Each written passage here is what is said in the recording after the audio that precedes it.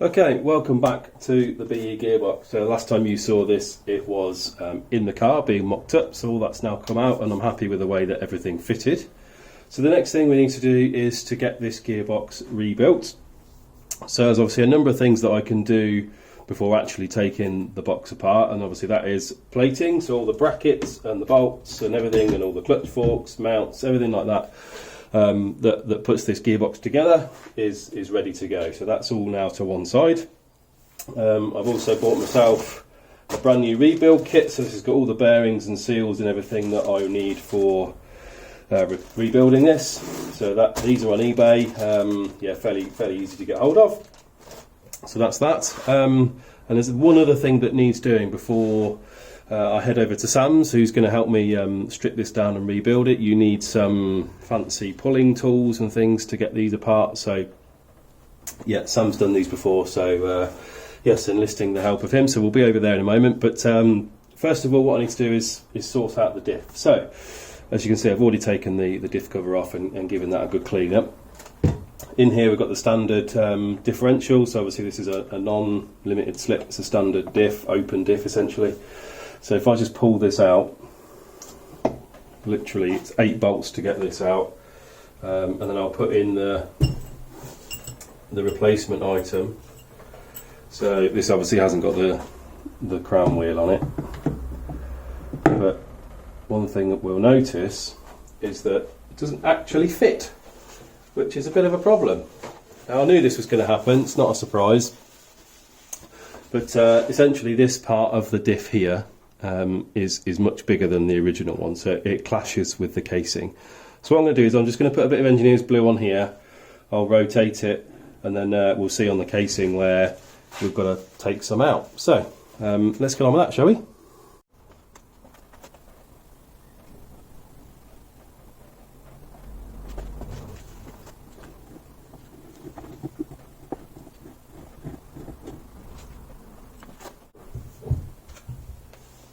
Okay, there we go, there's our mark there, that's where it's got to come out of. Just zoom in for you. There you go, so you can see this is where it's going to clash. Now, thankfully this is on a point where there's a fixing here, so it's quite a chunky part of the casing, because I think a reasonable amount needs to come out. So yeah, I'm going to be super careful, I'm going to go nice and steady, yeah, and take it out a little bit at a time, and obviously keep popping it back in. Essentially I want just enough clearance, but not enough to put a hole through the other side, otherwise that'll be a disaster and it'll mean welding it up and starting all over again. But you know, if it happens, it happens, we'll see. So yeah, I'm going to get the Dremel out. I'm not going to use a proper burr bit for this, because I think they can be quite aggressive, so I'm just going to go in with something a bit steadier and we'll see how it goes. But yeah, anyway, let's get on with that.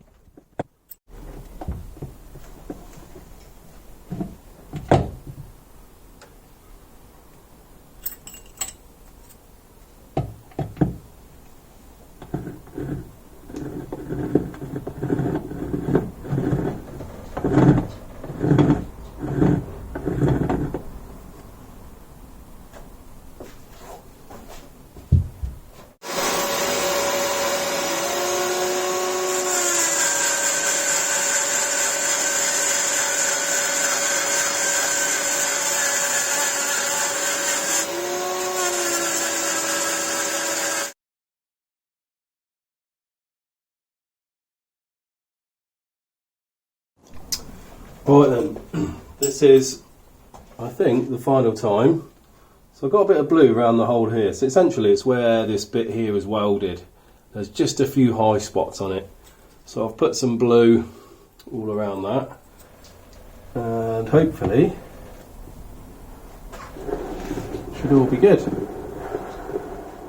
I am aware obviously this will heat up as well, so it might expand a bit. So I did go a little bit further.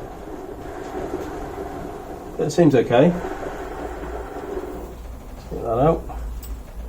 So yeah, there's no clashes on there at all. Quite happy with that. So that's now ready to come apart. So the next thing I'm going to do is tap all the threads because they're all a bit nasty and I don't want to be cross-threading anything or stripping threads. So I'll get all them done and then yeah, we'll take this over to Sam's. So let's do that.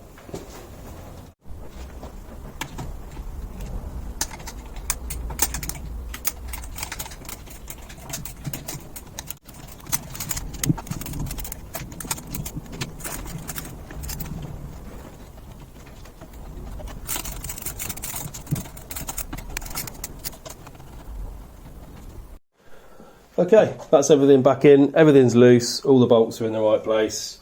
That's all now ready for rebuild at Sam's or strip down. The plan is to strip it all apart. I'm going to take the casings away, get them vapour blasted. I don't have a vapour blaster, they are phenomenally expensive. Obviously then I'm going to paint or powder coat the casings and then we'll go back to Sam's and rebuild it and that'll be it, and it can sit on the shelf until it's ready for install. So yeah, let's get on our way to Sam's.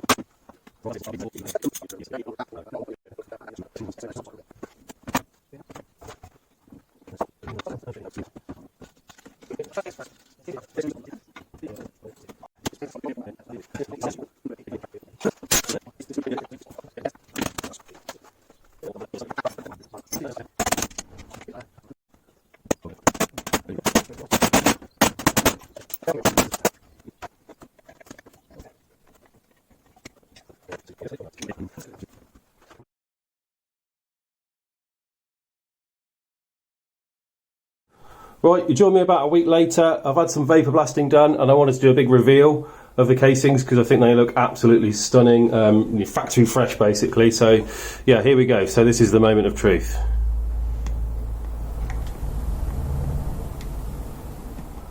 So as you can tell, they are absolutely pristine now, not a speck of dust or dirt or anything on them, so that's really good. They're essentially now ready for rebuild.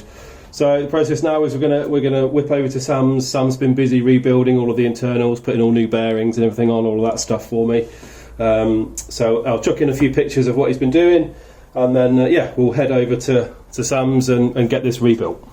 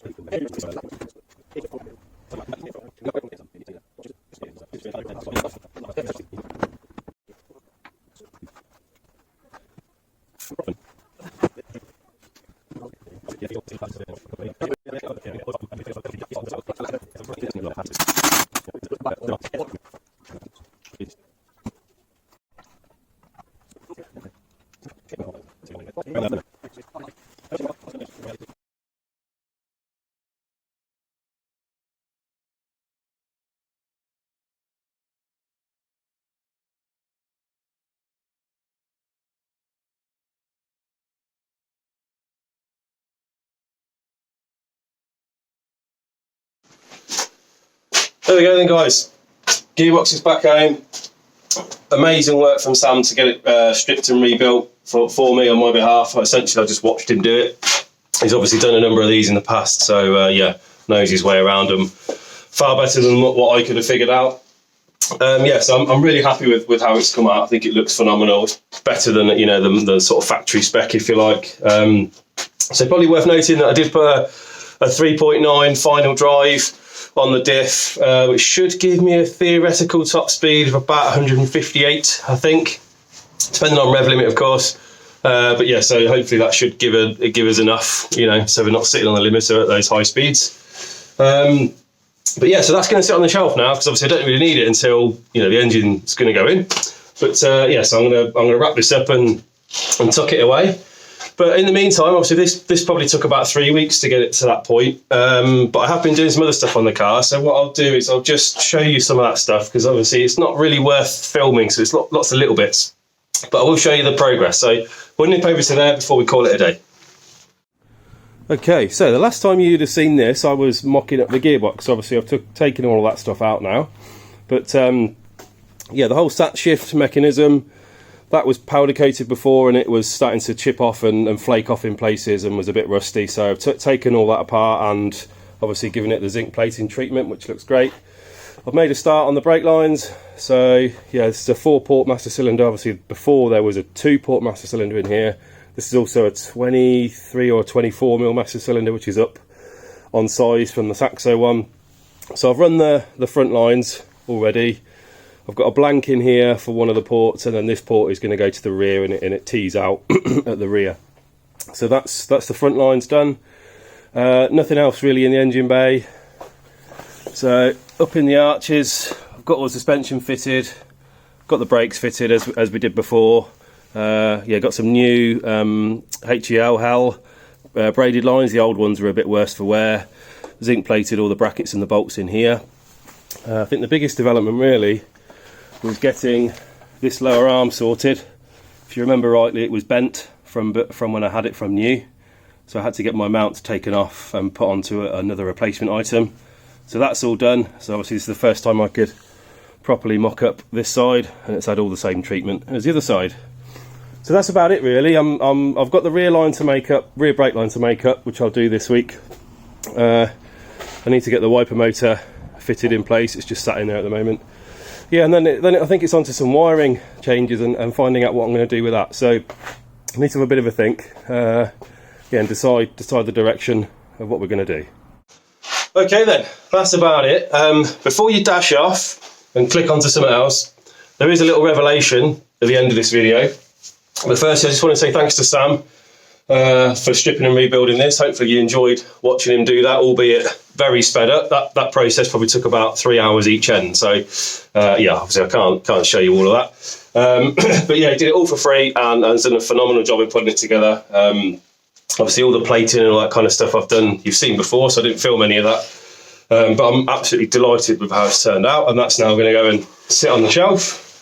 Obviously you've seen the update with the car. Obviously I've put a load of bits on that I've been kicking around on the garage floor for a few months. So the car is slowly heading in the right direction. Wiring is probably the next step. I need to get my head around what it is that I actually want to achieve with the wiring. So yeah, a bit of thinking to do on that. But we are slowly edging towards doing the engines. The engines are just sat behind the camera right now. I'm dying to get into them and essentially make them look, you know, how the gearbox looks, and that's the finish I'm after. But yeah, I don't want to do that until the car and all the wiring and everything is essentially ready to accept an engine, a complete and finished engine. So that's what I'm working towards. But as a little teaser, now I always said that this was going to be a Rotrex project. And that was always because that's what I've had before, and I really enjoyed it and I really loved that setup. But I have changed my mind a little bit, and I have been sourcing things. So I'm going to leave you with this. I'm not going to say anything. I'm just going to show you this, and we'll talk about it next time.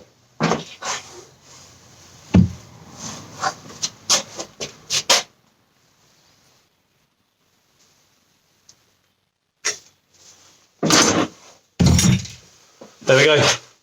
See you in a few weeks.